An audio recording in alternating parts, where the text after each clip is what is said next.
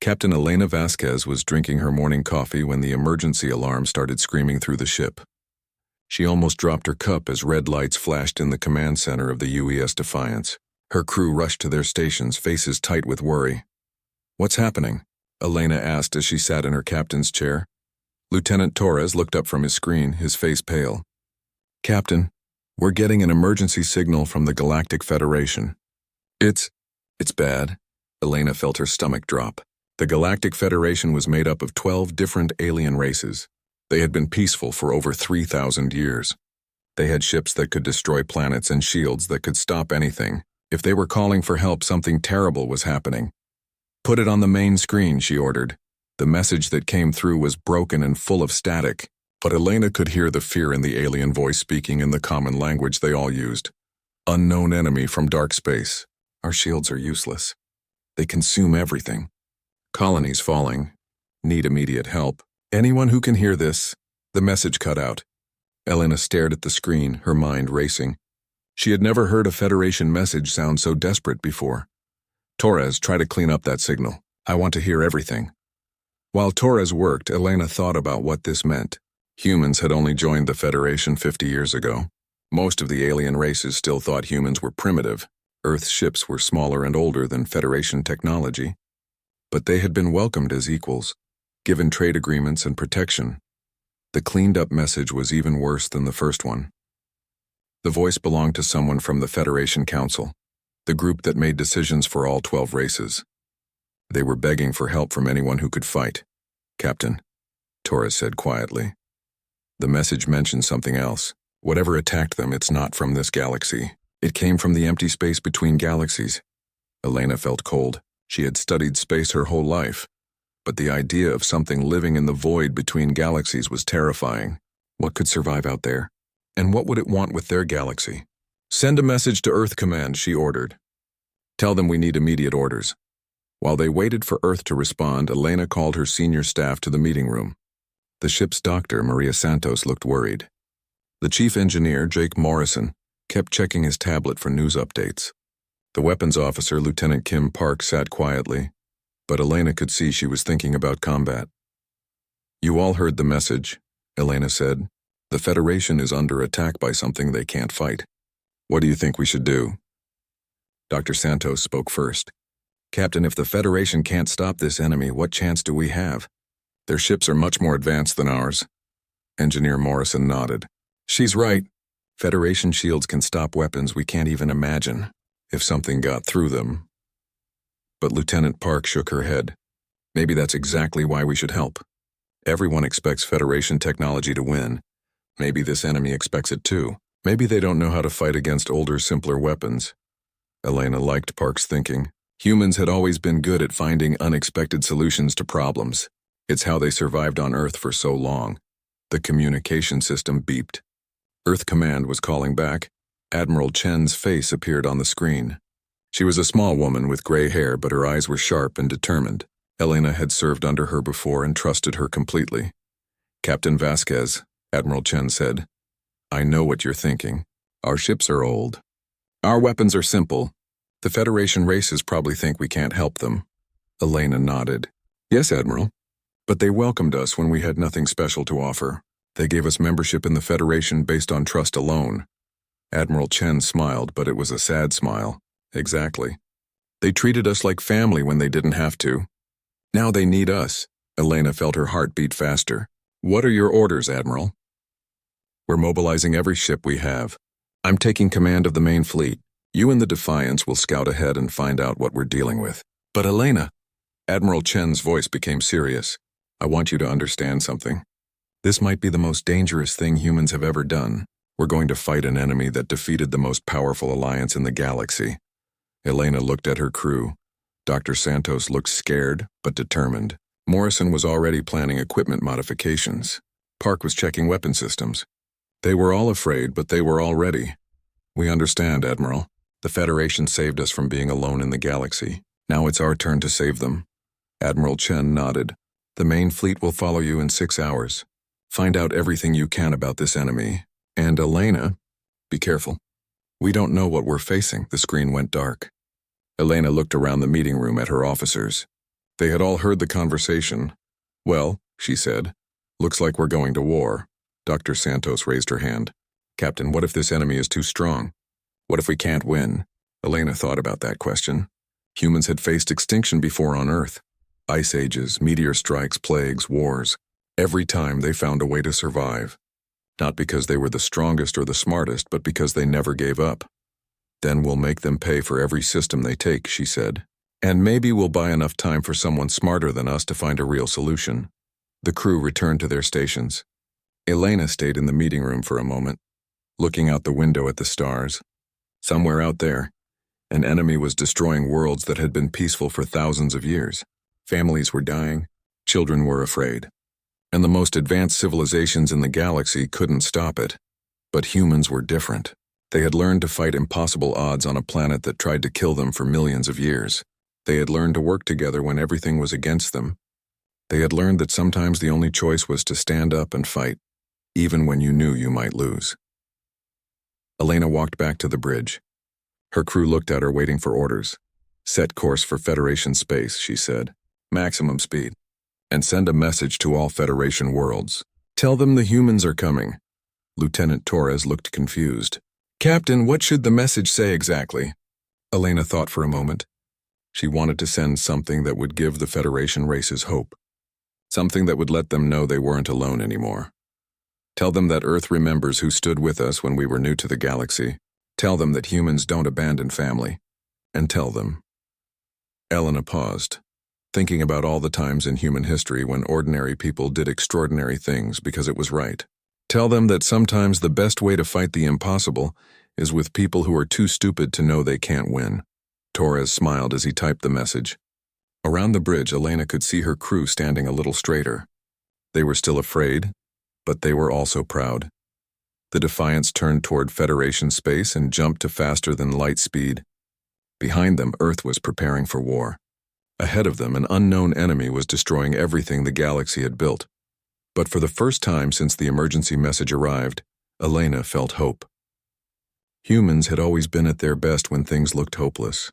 Maybe that's exactly what the galaxy needed right now. Admiral Sarah Chen stood on the bridge of the UES Indomitable, watching the horror unfold on the main screen. The planet Kepler 442b had been a beautiful Federation world just days ago. Now it burned with fires that looked wrong, like they were eating the very air itself. "My God," whispered Commander Jackson, her second in command. "What are those things?" The enemy ships looked like nothing Sarah had ever seen. They were huge, dark shapes that seemed to bend the light around them. They moved like living creatures instead of machines, flowing through space in ways that hurt to watch. Around them, smaller ships that looked like metal insects swarmed toward the planet's surface. "Captain Vasquez, report," Sarah said into her communicator. Elena's voice came through from the Defiance, which was hidden behind one of the planet's moons. "Admiral, the Federation fleet tried to fight them 3 hours ago. It was a massacre. The enemy went right through their shields like they weren't there. Most of the Federation ships are retreating to the next system." Sarah felt anger rise in her chest. The Federation races were abandoning their own people. She understood they were scared, but there were still millions of civilians on that planet. "What about evacuation ships?" she asked. "Some got away, but most are trapped on the surface. The enemy is hunting them down one by one." Sarah looked at her fleet, 50 human ships against an enemy that had just destroyed a Federation force 3 times their size. The smart thing would be to retreat and regroup. But smart wasn't always right. "All ships, this is Admiral Chen, we're going in." Commander Jackson looked at her like she had lost her mind. "Admiral, with respect, we don't even know what we're fighting. Maybe we should study them first." Sarah understood his concern, but while they studied the enemy, people were dying down on that planet, and humans had never been good at watching others suffer when they could do something about it. "The time for studying is over, Commander. Send the attack order." The human fleet dropped out of hiding and charged toward the enemy ships. Sarah could see the alien vessels turning to face them, moving with that same disturbing flow that made her stomach turn. The first enemy ship that engaged them was smaller than the Indomitable, but still twice the size of most human vessels. It fired some kind of beam weapon that looked like purple lightning. The beam hit the UES Yorktown's shields and went right through them, just like with the Federation ships. But something strange happened. The beam hit the Yorktown's armor, and instead of destroying the ship, it seemed to slide off. The human ship kept coming, firing its railguns at the enemy vessel. "What just happened?" Commander Jackson asked, staring at his instruments. Lieutenant Rodriguez at the science station looked up with excitement. "Admiral, I think their weapons are designed to break energy shields, but our armor is just metal and ceramic. There's nothing for their beams to disrupt." Sarah smiled grimly. Once again, being primitive had its advantages. All ships, their main weapons can't hurt our armor. Close to combat range and use kinetic weapons only. No energy weapons until we know how they work. The human fleet spread out and attacked from multiple directions. The enemy ships seemed confused by the tactics. They had been expecting the humans to fight like the Federation, with energy shields and beam weapons. Instead, the humans were firing metal slugs and nuclear missiles like barbarians, and it was working. The railgun rounds punched holes in the enemy ship's strange, organic-looking hulls. Nuclear warheads exploded against their surfaces, and something about the electromagnetic pulse seemed to interfere with their systems. The aliens were taking damage for the first time since the invasion began, but the humans were taking losses too. The UES Defender was caught by 3 enemy ships and torn apart by some kind of weapon that made its metal dissolve. The UES Ranger disappeared completely when an enemy beam hit its reactor. Sarah watched good people die and felt the familiar weight of command. Every death was her responsibility, but if they retreated now, everyone on the planet below would die anyway. "Admiral?" Elena's voice came through the communicator. "I'm reading massive energy spikes from the surface. I think they're doing something to the planet itself." Sarah switched the main screen to show the planet's surface. What she saw made her blood run cold. The enemy wasn't just conquering the planet. They were changing it. The ground itself was moving, reshaping into strange patterns. The oceans were turning black. Even the atmosphere was becoming something else. "Science team, what are they doing down there?" Dr. Marcus Webb, the ship's xenobiologist, had been studying the enemy since the battle started. His voice was shaky when he answered. "Admiral, I think they're converting the planet's matter into something else. They're not just conquering it. They're eating it." The words hit Sarah like a physical blow. These weren't conquerors looking for territory or resources. They were predators, and every living thing in the galaxy was prey. "How long do we have?" she asked. "At this rate, the planet will be completely converted in 6 hours. After that, I don't think anything that lived here will be recoverable." Sarah made her decision. "All ships, new priority. We stop them here, no matter the cost. Evacuation ships are secondary. If this enemy can convert planets this fast, nowhere in the galaxy will be safe." The battle became more desperate. Human ships rammed enemy vessels when their weapons ran out. Captains set their reactors to overload and flew into the alien formations. The humans fought like their planet Earth had taught them to fight, with everything they had because there was no alternative. Slowly, impossibly, they began to win. The enemy ships started to retreat from the planet's surface. Whatever they were doing to convert the world stopped working when the humans disrupted their formations. But the cost was terrible. Of the 50 ships that had started the battle, only 18 were still fighting. The others were debris floating in space, along with thousands of good people who had died to save a world they had never seen before. "Admiral," Elena called from the Defiance, "the Federation fleet is coming back. They're requesting permission to join the battle." Sarah looked at the retreating enemy ships. They were regrouping near the system's edge, probably planning their next move. The Federation ships would be useful, but she wondered if they could be trusted not to run again when things got difficult. Permission granted, but tell them that humans don't retreat. If they're going to fight with us, they fight to the end. As the Federation ships moved into formation with the battered human fleet, Sarah realized something important had changed. For the first time since the invasion began, the enemy had been stopped. Not by superior technology or overwhelming force, but by people who refused to give up. Dr. Webb's voice came over the intercom. "Admiral, I've been analyzing the enemy ship fragments we collected. I think I know what we're dealing with." Sarah felt a chill. Something in the scientist's voice told her she wasn't going to like what he had discovered. "Go ahead, Doctor." "These aren't machines, Admiral. They're alive, silicon-based life forms that exist partially in our space and partially in something else. And based on the isotope readings, I think they've been doing this for a very long time, millions of years." Sarah closed her eyes for a moment. An ancient species that consumed entire planets. No wonder the Federation hadn't been able to stop them. No one in the galaxy had ever faced anything like this before. But humans had faced extinction before. Many times, and they were still here. Doctor, do you think they can be stopped? Dr. Webb was quiet for a long moment. I don't know, Admiral. But I know one thing. They've never fought anything like us before either. Sarah opened her eyes and looked at her battered fleet. 18 ships against an enemy that had been destroying civilization since before Earth's dinosaurs existed.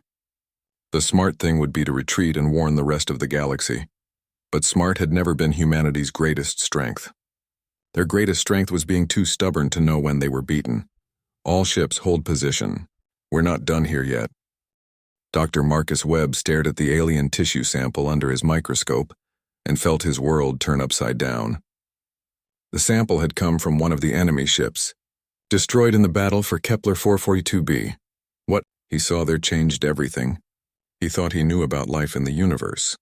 This can't be right, he whispered to himself, checking his instruments again. The tissue wasn't carbon-based like every other life form they had ever discovered. It was silicon-based, but that wasn't the strangest part.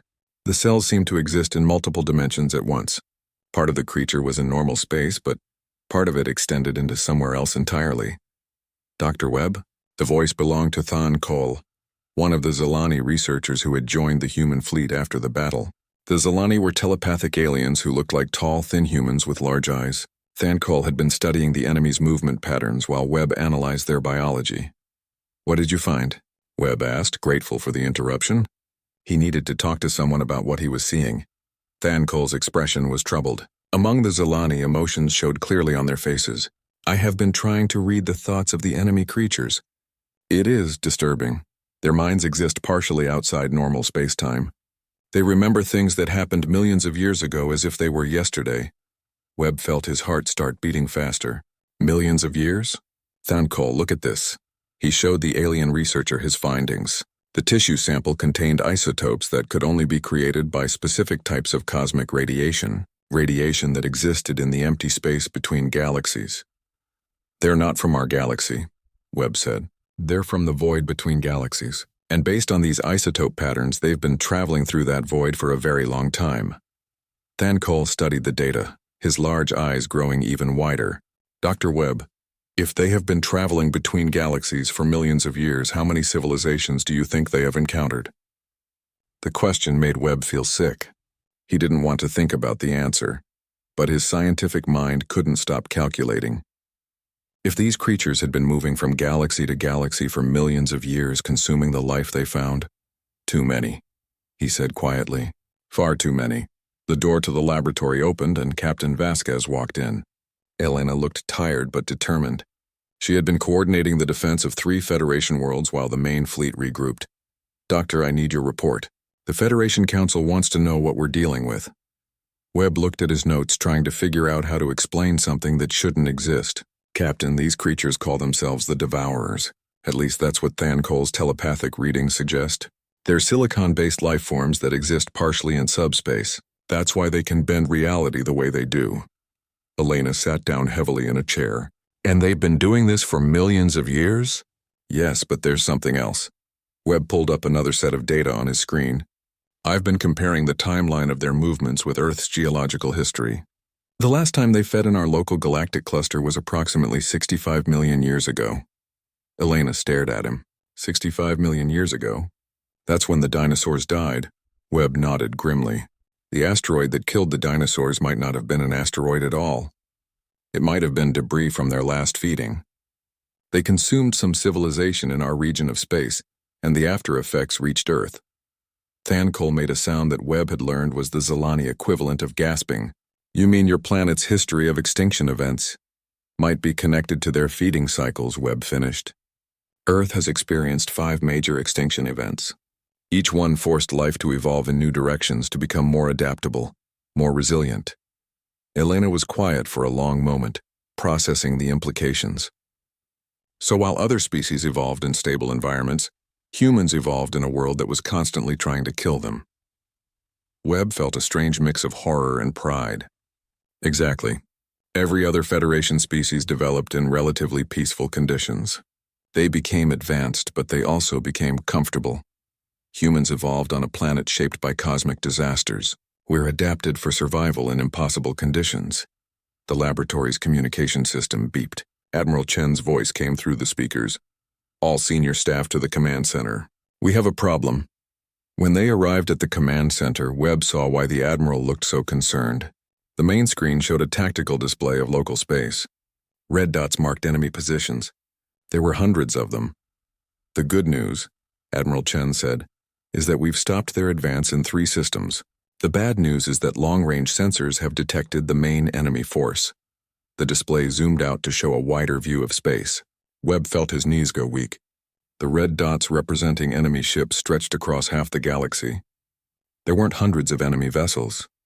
There were millions. Commander Jackson spoke first. Admiral, our combined fleets number about 40,000 ships.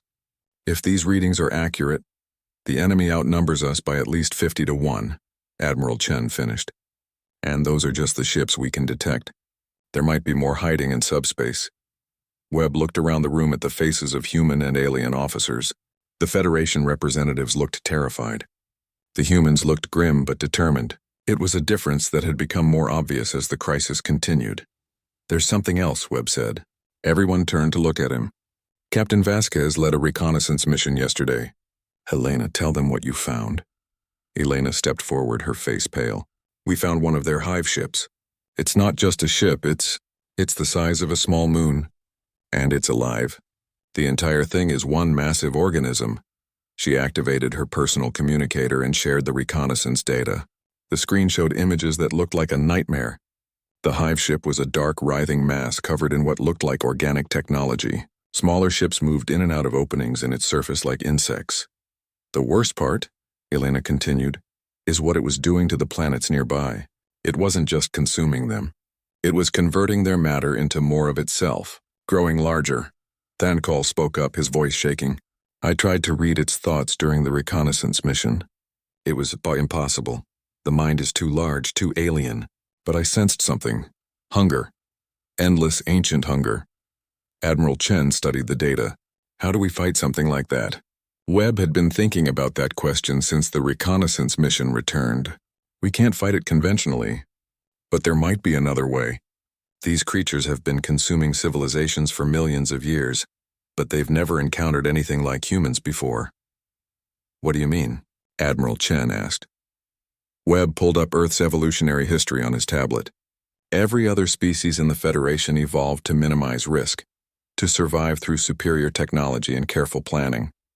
Humans evolved to survive through adaptability and, he paused, trying to find the right words, through doing things that don't make sense. Elena laughed, but it wasn't a happy sound. You mean through being crazy enough to fight when we should run? Exactly. The Devourers have consumed thousands of civilizations, but all of those civilizations were rational. They made logical decisions based on available data. When faced with certain death, they tried to save what they could and accepted defeat. Admiral Chen was beginning to understand. But humans don't do that, Webb nodded. Humans have a history of sacrificing everything to protect others, even when it seems hopeless.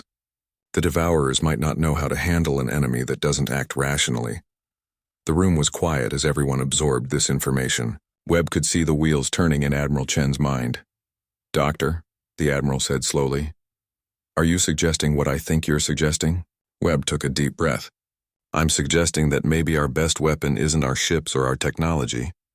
Maybe our best weapon is the fact that we're willing to do things that no sane species would do. Thankol looked confused. Such as? Elena answered before Webb could.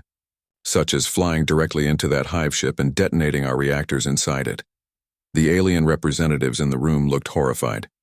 The human officers looked thoughtful. Admiral Chen stared at the image of the hive ship for a long moment. It would be suicide. Yes, Webb agreed. But it might also be the only way to save the galaxy. For the first time since the crisis began, Webb saw something in Admiral Chen's eyes that looked like hope. It was a terrible kind of hope. The kind that came from realizing that sometimes the only way to win was to be willing to lose everything. Get me a full tactical analysis, Admiral Chen ordered. I want to know everything about that hive ship. Its defenses, its structure, everything. As the staff dispersed to their tasks, Webb remained behind with Thankol. The Zilani researcher looked troubled. Dr. Webb, are all humans willing to die for others they barely know? Webb thought about the question. Not all of us, but enough of us. It's how we survived on Earth. When things got impossible, some humans would sacrifice themselves so others could live. It's not rational, but it worked. Thankol was quiet for a moment. The other Federation species will not understand this. Webb looked at the image of the hive ship still displayed on the screen. They don't have to understand it. They just have to let us do what we do best, which is... The Federation Council meeting was unlike anything Admiral Sarah Chen had ever witnessed. Representatives from 12 different alien species sat around a circular table that floated in the center of the massive chamber aboard the mobile Fortress Haven's gate. The air itself seemed thick with fear and desperation. Ambassador Saranthul of the Zalani spoke first, her voice carrying the weight of telepathic emotion that made even non-telepaths feel her distress. Admiral Chen, what you propose is not strategy. It is mass suicide. How can you ask your people to die for a plan that has no guarantee of success? Sarah looked around the table at the alien faces. Some she could read easily. The humanoid Zalani and Alterans showed their emotions clearly. Others, like the crystalline Vaxen representatives and the energy-based Luminari, were harder to understand. But she could sense their confusion and horror at her proposal. Ambassador, Sarah said calmly, with respect, you're thinking about this wrong. We're not asking our people to die. We're asking them to choose how they live their last moments. The mechanical voice of Krone 7442, representing the cybernetic Kron Collective, buzzed with electronic confusion.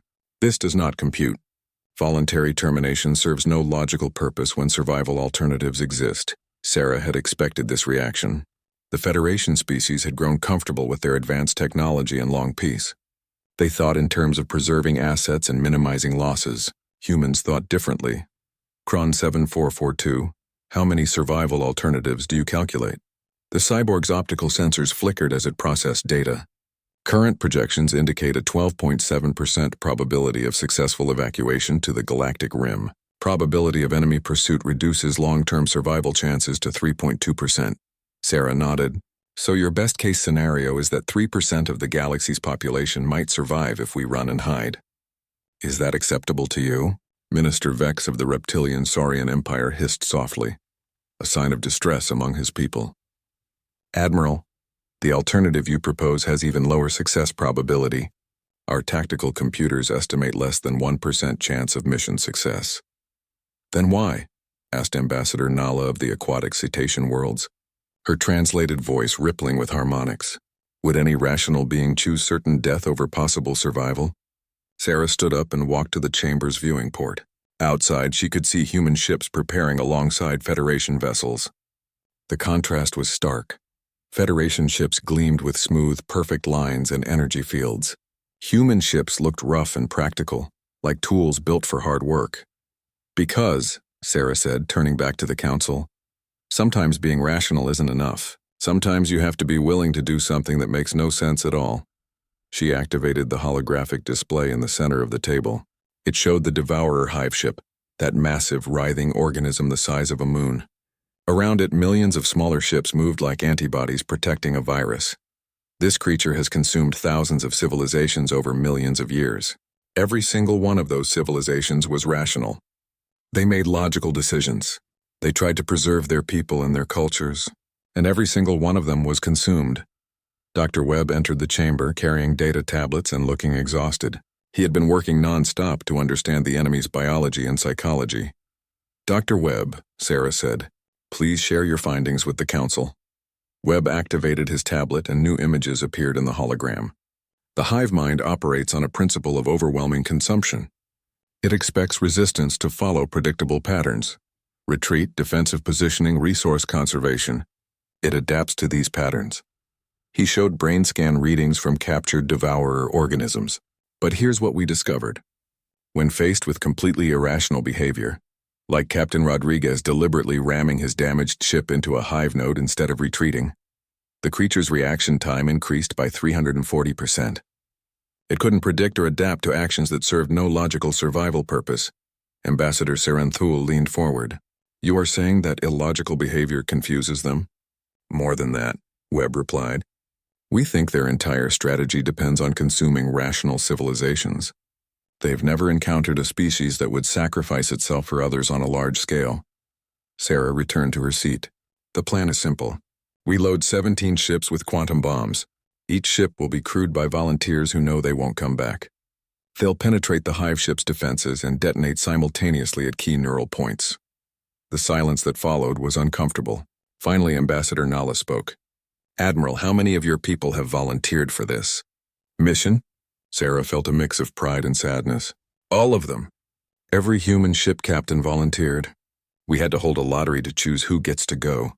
The alien representatives exchanged glances. Kron 7442's optical sensors flashed rapidly, processing this information.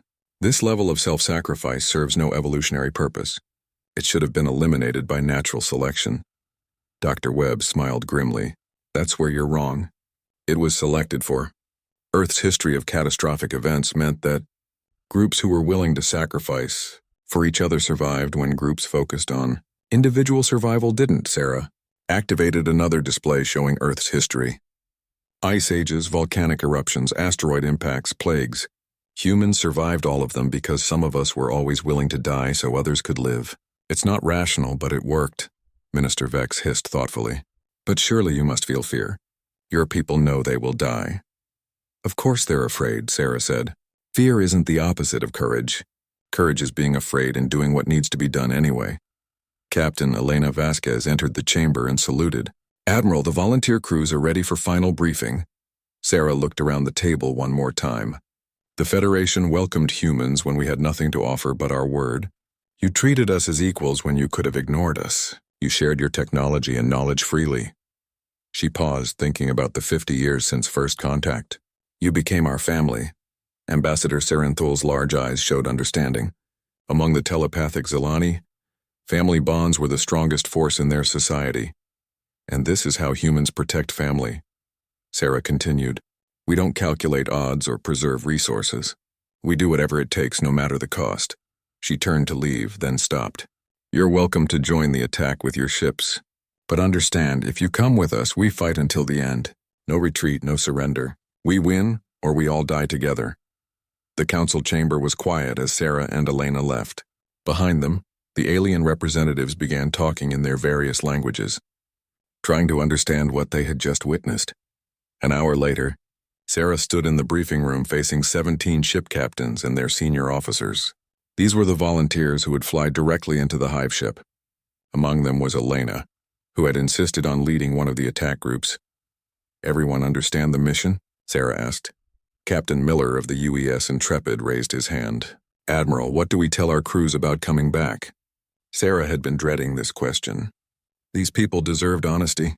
You tell them the truth. This is a one-way trip, but you also tell them that every other human ship will be covering your approach. The entire galaxy will remember what you did here. Captain Torres of the UES Vengeance spoke up. What about our families back on Earth? They'll know that you died protecting 10 billion other families across the galaxy. Sarah's voice caught slightly. They'll know that when the galaxy needed heroes, humans answered the call. Elena stepped forward. Admiral, the Federation Council reached a decision. They're sending their remaining ships to support our attack. Sarah felt surprised. All of them? Elena nodded. Ambassador Serenthul said something about humans teaching them a new definition of family. They said if we're willing to die for the galaxy, they should be willing to fight for it. Sarah looked around the room at the faces of people who had volunteered to die for strangers.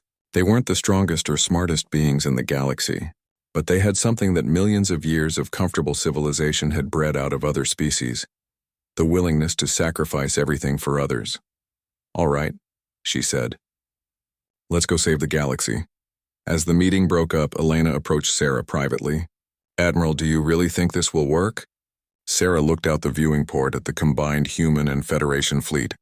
Ships from 12 different species flying together, united for the first time in their history by a plan that made no sense to anyone except humans. I have no idea, Sarah admitted. But I know one thing. That hive mind has been consuming rational civilizations for millions of years. Today it's going to meet something completely irrational. And sometimes, Elena, that's enough to change everything. Elena smiled. You mean sometimes being crazy is a superpower? Sarah smiled back. Something like that. Now go prep your ship. History is waiting. The combined fleet moved through space like a river of lights against the darkness. Admiral Sarah Chen stood on the bridge of the Indomitable, watching the tactical display that showed over 800 ships from 13 different species flying together toward certain death. "Admiral," Commander Jackson reported, "all volunteer ships are in position. Quantum bombs are armed and ready."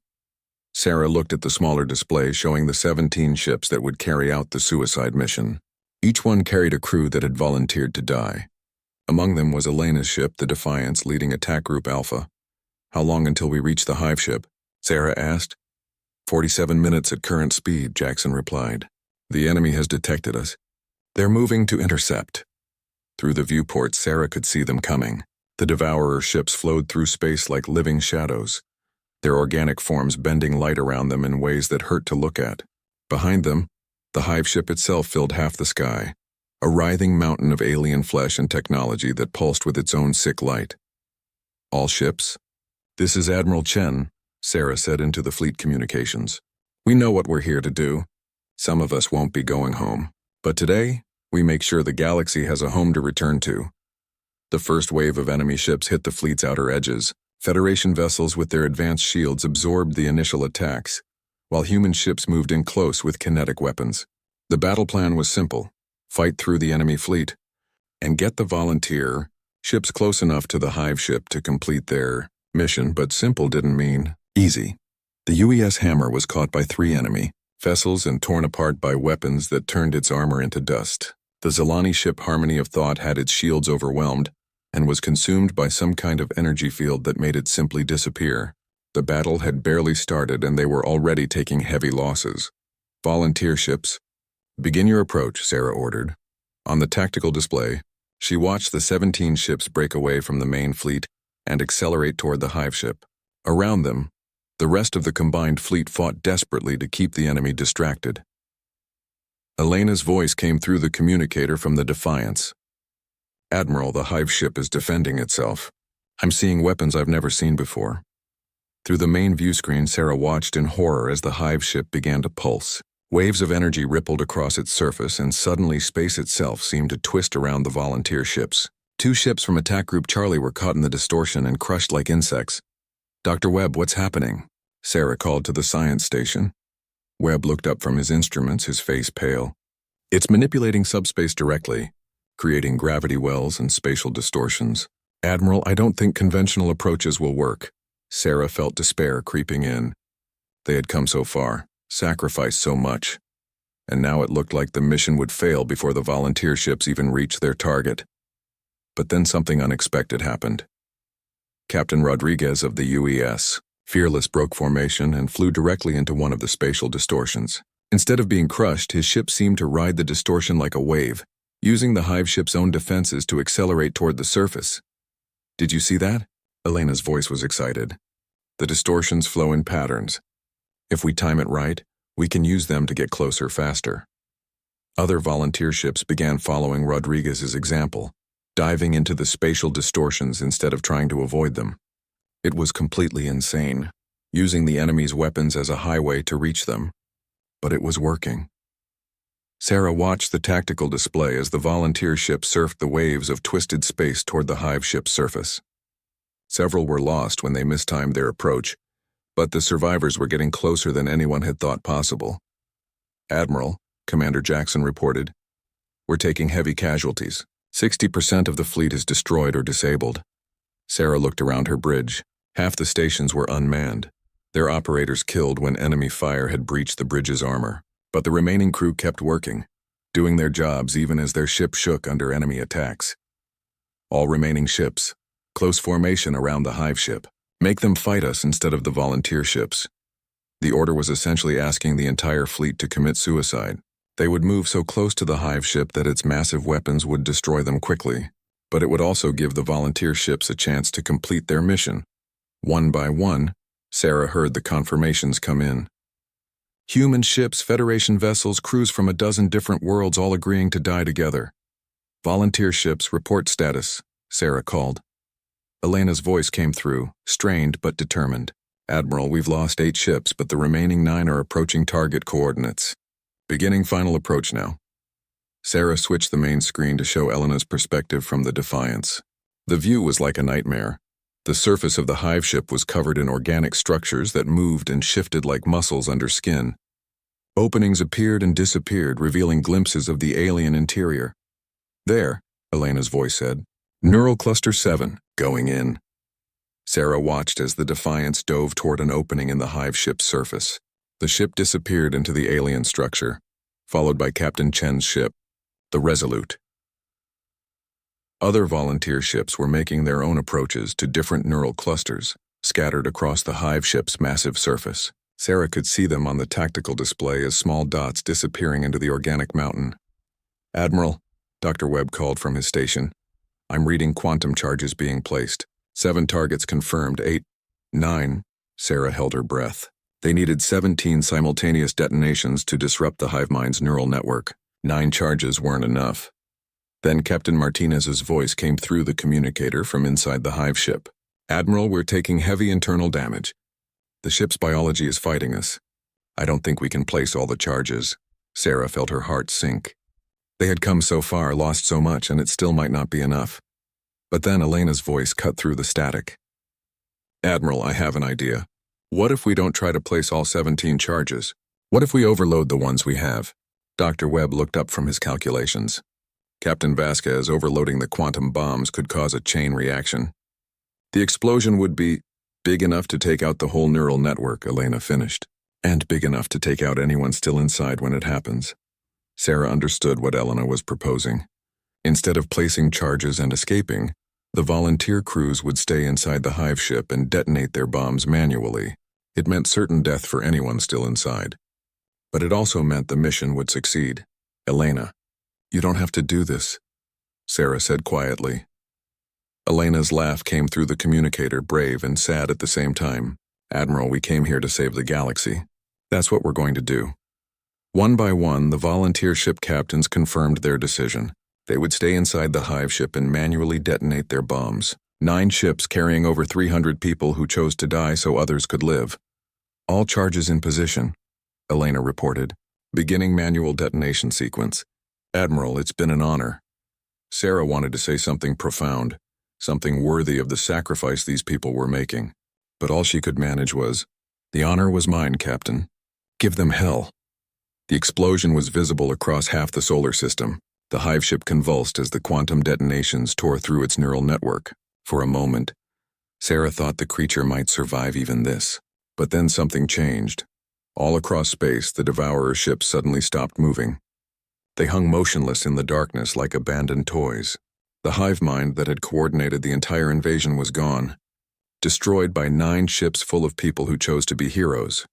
The remaining human and Federation ships began the long work of hunting down the disabled Devourer vessels. Without their central coordination, the ancient predators were helpless. 3 days later, Sarah stood in the memorial garden aboard Haven's Gate. Holographic displays showed the names and faces of everyone who had died in the battle.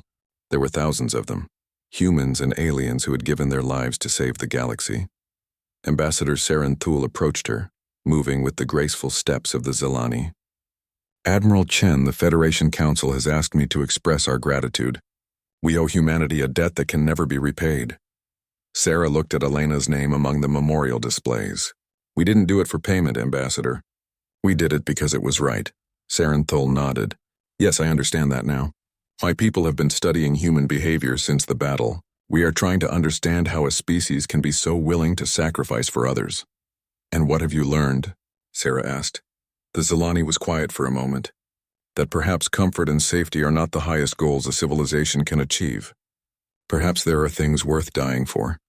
Sarah smiled sadly. "There are things worth living for too. The trick is knowing when each choice is necessary." Dr. Webb joined them in the memorial garden, carrying a data tablet. "Admiral, the final reports are complete. The Devourer threat has been eliminated. Every hive ship in the galaxy has gone dormant without the central coordination." Sarah felt relief wash over her. "How many survived?"